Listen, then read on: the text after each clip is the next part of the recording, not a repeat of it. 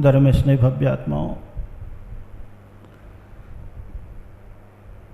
चर्चा चल रही थी आगम के वाक्य की।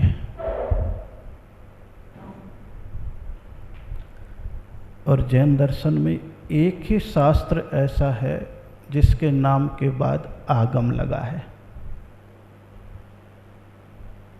1000 शास्त्र हैं जैनियों के, उन 1000 शास्त्रों में एक ही शास्त्र के पीछे शब्द क्या लगा है?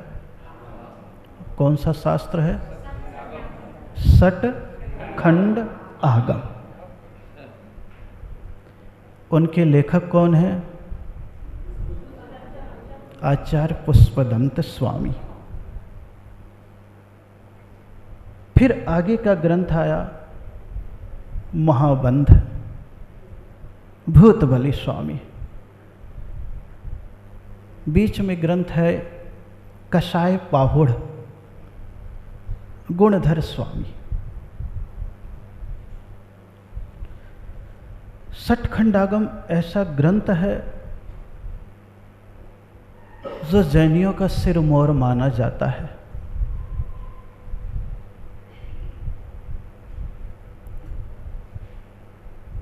जैसे जैसे विभाजन हुआ तो पानी की धारा तो एक बह रही थी, लेकिन बीच में एक कंकड़ आ जाता है तो पानी की 2 धाराएं बह जाती। उसी प्रकार फिर 2 धाराएं बह गई।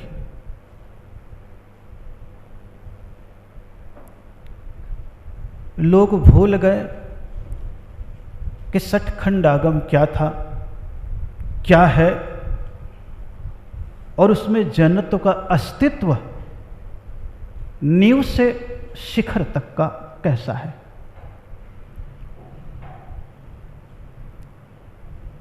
और भूलने के उपरांत वर्तमान में जो समाज है, सठखंडागम को एक कोने में रख दिया, लाइब्रेरी की शोभा बना दी और पंच परमागम के चक्कर में पड़ गए।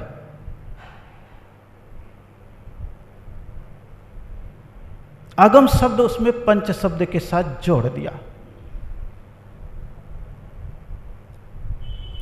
लेकिन जैनियों का आगम शब्द बड़ा पवित्र था। यद्यपि सभी शब्द पवित्र हैं, आगम लो, पाहुड़ लो, सूत्र लो, गाथा लो, श्लोक लो, सभी सही हैं, लेकिन नींव से शिखर तक का जो ज्ञान मिलेगा सठखंडागम से मिलेगा। क्योंकि पहला ही शब्द है सत प्ररूपणा। कौन सा प्ररूपणा? सत। और सत जो शब्द है, जीव में भी पहला सत है, तत्व में भी पहला सत्य है, पदार्थ में भी पहला सत्य है, भावों में भी पहला सत्य है।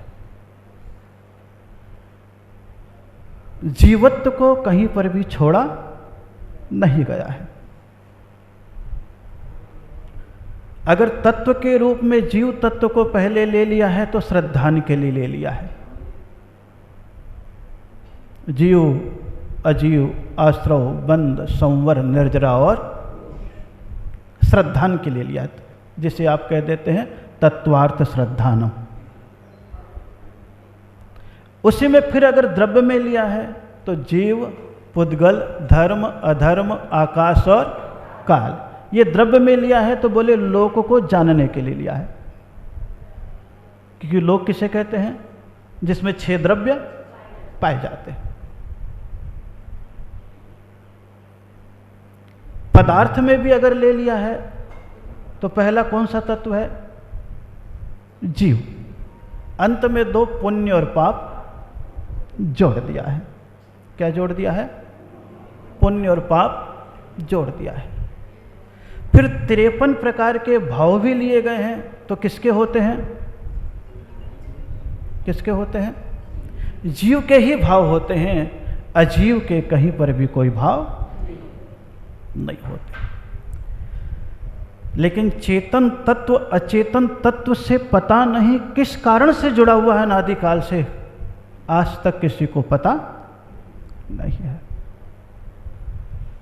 कि ऐसा कौन सा कर्म हमने किया है जिस कारण से हमें संसार में जन्म लेना पड़ा। इसके बारे में कुछ भी मालूम, लेकिन ऐसा कौन सा कारण है जिस कारण से जीव कर्म से मुक्त होता है, उसके उपाय पूरे बताए गए। मुक्त होने के उपाय बताए गए हैं, बंधने के कोई भी उपाय। बंधन का कारण तो स्वाभाविक है। कौन सा है? स्वाभाविक है बंधन का कारण। लेकिन मुक्ति का जो कारण है वह स्वभाव है।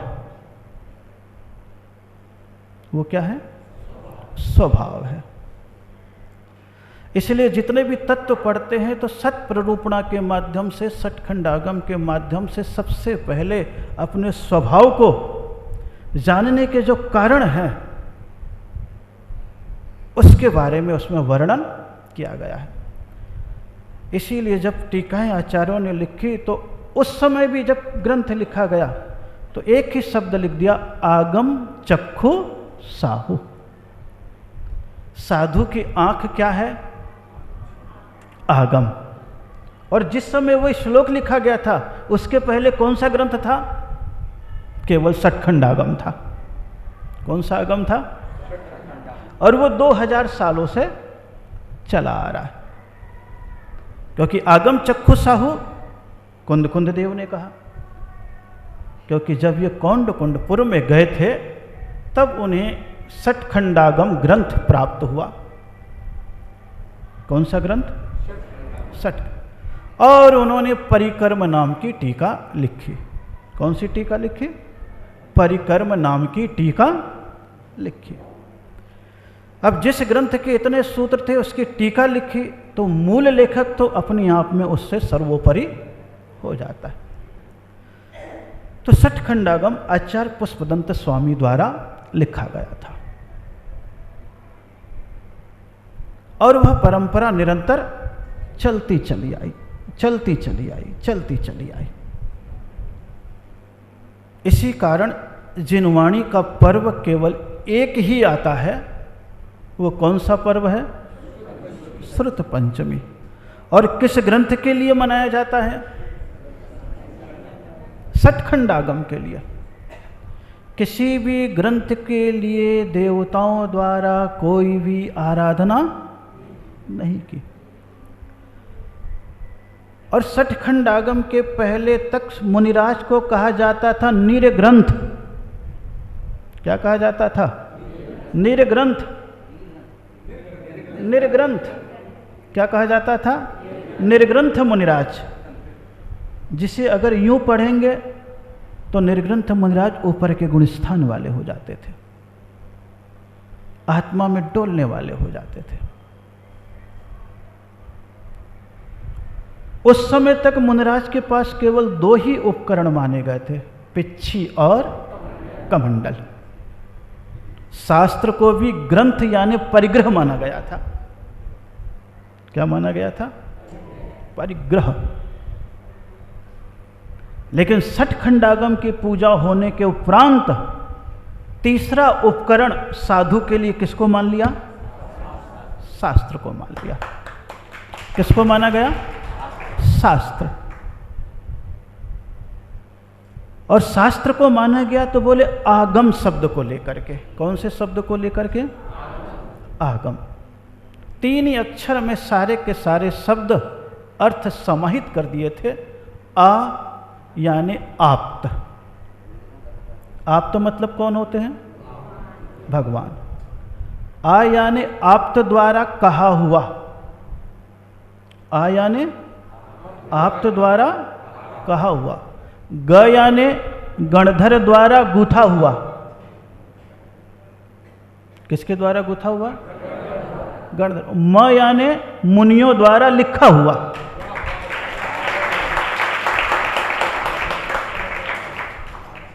आप्त द्वारा कहा हुआ, गणधर द्वारा गूथा हुआ और मुनियों द्वारा।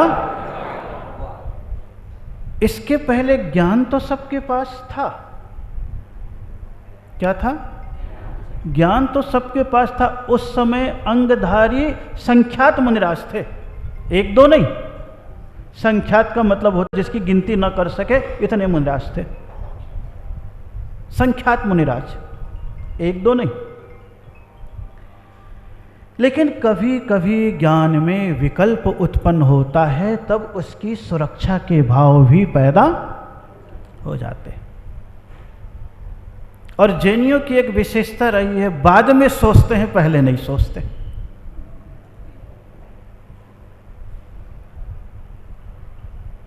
श्वेतांबरों ने पहले सोच लिया था, उनने अपना काम चालू कर दिया था,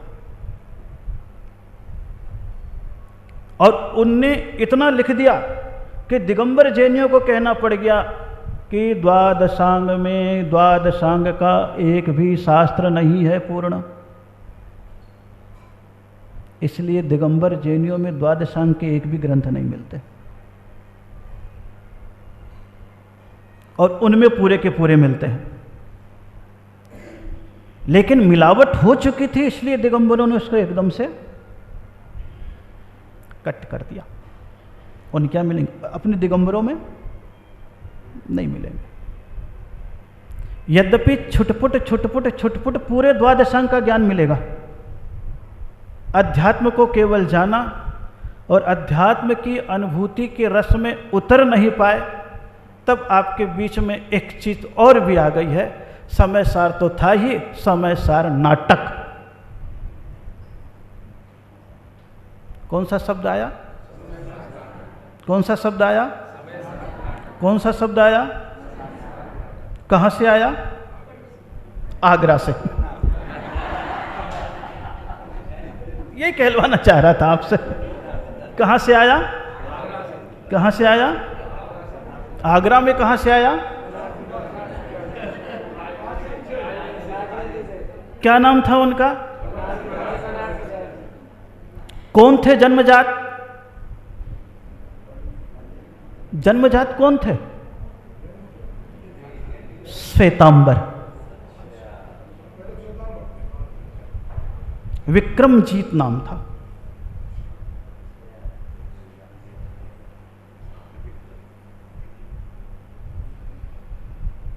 चले गए बनारस हिंदू के पास, उनके चेले बन गए। उनने नाम रख दिया बनारसी दास।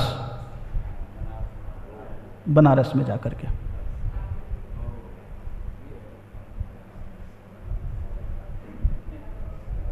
वहां भी मन नहीं लगा,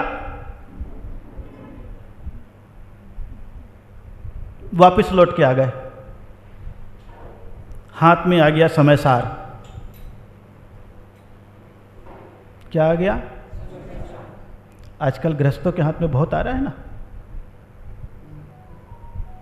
और वैश्विक जो शिक्षा आपको दिख जाती है पाठशाला में, पहला भाग, दूसरा भाग, तीसरा भाग, चौथा भाग, ये सतखंडागम से दिया जाता है। क्योंकि पहला भाग नमोकार 24 तीर्थंकर है,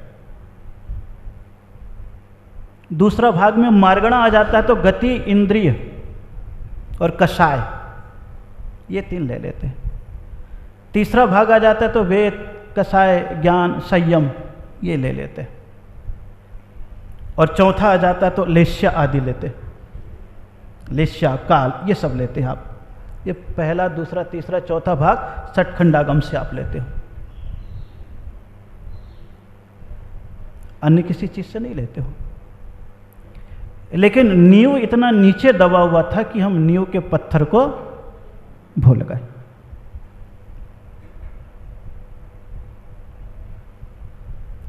ये सार समुच्चय है ग्रंथ। ये तो जितने ग्रंथ उस समय उन्होंने पढ़े होंगे, तो थोड़ा सा उसका श्लोक निकाल करके सार दे दिया है। और ये मान करके चलिएगा, सार ही अपने को चाहिए। पूर्ण का ज्ञान अभी अपने पास नहीं हो पाएगा। लेकिन आए वो समय सार उनके हाथ में आ गया। गृहस्थ जीवन में थे, और गृहस्थ जीवन में भी उनका जीवन दुनियादारी का था। 3 शादी करी। कितनी शादी करी? 14 बच्चे हुए। कितने मरे कितने जिए उसमें पढ़ देना।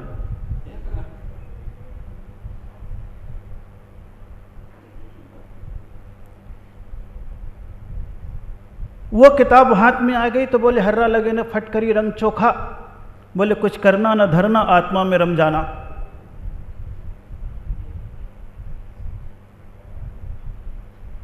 सात दिनों तक इस रूप को अपना लिया बिना गुरु बनाए, क्योंकि गुरु उस समय मिले नहीं। बिना दिगंबरत्व को स्वीकार किए। जैनियों का मंत्र तो यही है ना, नमो लोये सव्व। अब उसमें आपको कहीं पर भी नहीं मालूम कौन द्रव्यलिंगी और कौन भावलिंगी और कौन पहले गुण स्थानवर्ती और कौन छठवें सातवें गुण स्थानवर्ती। अगर गृहस्थ कहता है मुझे मालूम है तो पक्का झूठा है। क्या है वो? पक्का झूठा है। और जैन दर्शन तो ये तक कहता है कि अभव्य मुनि से भी दीक्षा लेने वाला अगर अपनी आत्मा का कल्याण करके सम्यक्त को प्राप्त कर ले तो वो भी मोक्ष का भागी हो सकता है, क्योंकि तुम्हें वो मार्ग मोक्ष का ही बताएगा, संसार का बताने वाला नहीं है। कोई भी हो,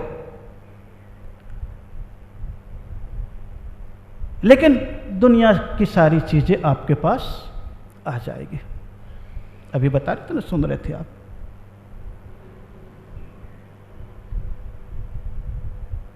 भेद और विभेद उस समय से चल गया। उसके पहले दिगंबर जैन समाज में पंथ नाम की कोई चीज नहीं थी, केवल पथ था। महावीर का पथ, आदिनाथ का पथ। किसका पथ था? पथ था, लेकिन एक नकारात्मकता की बिंदी लग गई। क्या लग गई? नकारात्मकता की बिंदी लग गई, तो पथ का क्या बन गया? पंथ।